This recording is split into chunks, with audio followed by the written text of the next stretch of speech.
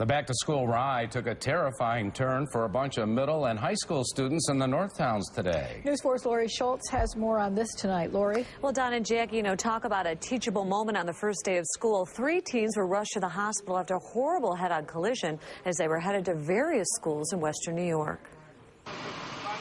It wasn't a pretty sight. You can see the damage to both vehicles was quite extensive, and the accident itself left the occupants of those cars visibly shaken. Bad as it was, and it was, because whenever you have an accident, it's not a good situation. You can replace the car. You can't replace your kids. City of Tonawanda School Superintendent Dr. Whitney Vantine marked the beginning of the new academic year by rushing to Fletcher in Delaware after learning that 3 of his students were involved in a head-on collision with a vehicle occupied by 2 students from other school districts. Police say a 17-year-old City of Tonawanda high school student was driving her siblings to school in this white car when witnesses claim she made a left turn into oncoming traffic.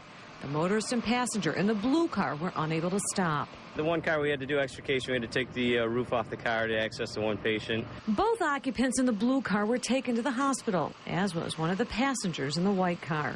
From what I understand, they're fine. I think they're going to be feeling the impact tomorrow and the next day and the day after that. But from what I hear, they're okay. Once again, this type of accident puts the spotlight on teen drivers and the importance of talking to them on a regular basis about the rules of the road.